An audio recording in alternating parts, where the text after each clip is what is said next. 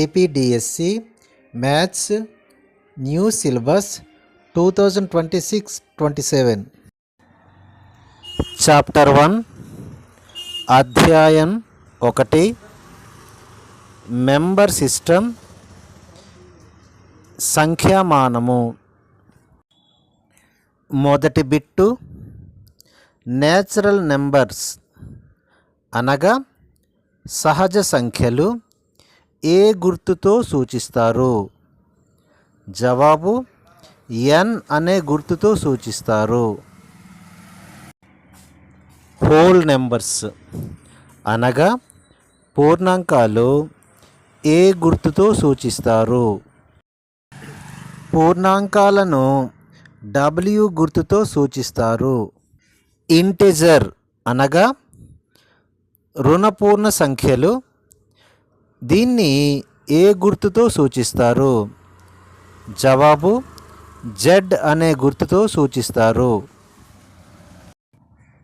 Rational number అనగా అకరణీయ సంఖ్యలు ఏ గుర్తుతో సూచిస్తారు? జవాబు క్యూ గుర్తుతో సూచిస్తారు. అకరణీయ అనే పదం నిష్పత్తి అనే పదం నుండి వచ్చింది మరియు క్యూ అనేది భాగఫలం అనే పదం నుండి వచ్చింది. తర్వాత బిట్టు ఇర్రేషనల్ నెంబర్స్ అనగా కరణీయ సంఖ్యలు గూర్చి.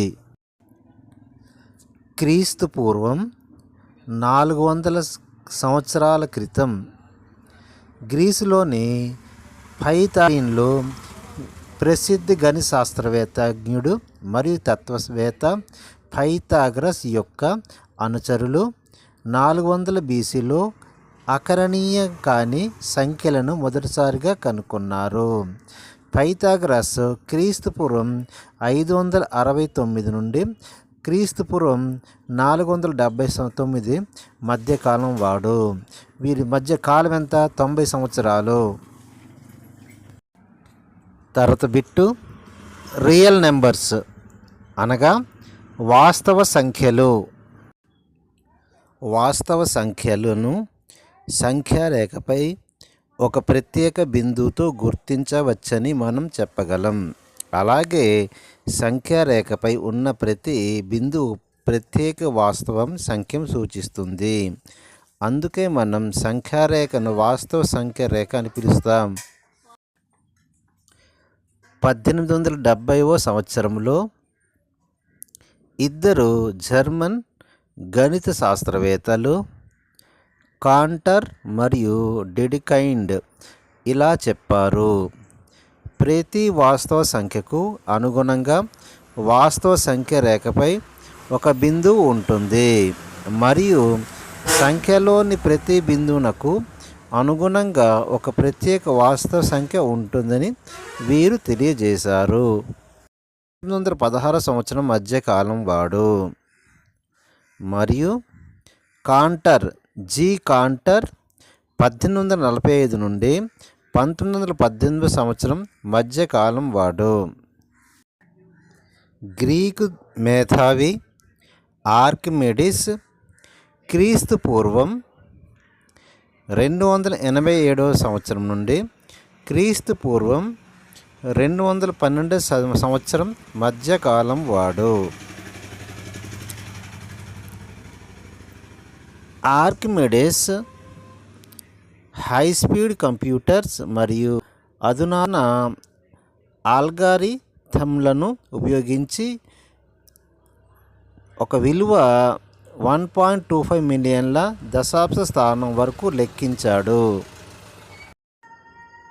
జెడ్ అన్నది జర్మనీ అయినటువంటి జెహెల్ నుండి వచ్చింది. జెహెలెన్ అనగా లెక్కించుట. మొదటి బిట్టు పైథాగరస్ ఏ శాస్త్రజ్ఞుడు? జవాబు గణిత శాస్త్రజ్ఞుడు మరియు తత్వవేత్త శాస్త్రజ్ఞుడు. పైథాగరస్ దేన్ని కనుగొన్నారు?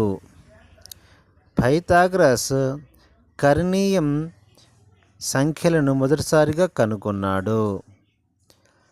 పైథాగరస్ యొక్క అనుచరులు ఎంతమంది? జవాబు 400 మంది. పైథాగరస్ క్రీస్తుపూర్వం ఎప్పుడు నుండి ప్రారంభమైంది? పైథాగరస్ క్రీస్తుపూర్వం 569 నుండి ప్రారంభమైంది. పైథాగరస్ క్రీస్తుపూర్వం ఎప్పటి నుండి ముగియనున్నది? జవాబు 479 నుండి ముగియనున్నది. ఆర్కిమెడిస్ ఏ దేశస్థుడు? గ్రీకు దేశస్థుడు. ఆర్కిమెడిస్ కనుగొన్న కొన్ని ఉదాహరణలు చెప్పండి. ఉదాహరణకి హై స్పీడ్ కంప్యూటర్స్ మరియు అధునాతన ఆల్గారిథమ్లను ఉపయోగించిన విలువైన వాటిని కనుగొన్నాడు. ఆర్కిమెడిస్ క్రీస్తుపూర్వం తన యొక్క జీవితం ఎప్పుడు ముగిసింది? జవాబు 212వ సంవత్సరంలో.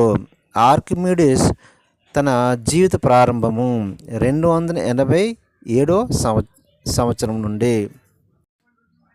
తర్వాత బిట్టు, ప్రతి వాస్తవ సంఖ్యకు అనుగుణంగా వాస్తవ సంఖ్య రేఖపై ఒక బిందువు ఉంటుందని మరియు సంఖ్యారేఖలోని ప్రతి బిందువుకు అనుగుణంగా ఒక ప్రత్యేక వాస్తవ సంఖ్య ఉంటుందని తెలియజేసిన ఇద్దరు శాస్త్రవేత్తల పేర్లు తెలియజేయండి. జవాబు కాంటర్ మరియు డెడికైండ్ అనే శాస్త్రవేత్తలు చెప్పారు. తర్వాత బిట్టు, కాంటర్ మరియు డెడికైండ్ ఏ దేశస్థులు? వీరు జర్మనీకి చెందిన దేశస్థులు. తర్వాత బిట్టు, డెడికైండ్ మరియు కాంటర్ ఏ శాస్త్రవేత్తలు? జవాబు గణిత శాస్త్రవేత్తలు. వీళ్ళు ఎప్పుడు దీన్ని తెలియజేశారు? 1870వ సంవత్సరంలో ఇద్దరు ఈ జర్మనీ శాస్త్రవేత్తలు కాంటర్ మరియు డెడికైండ్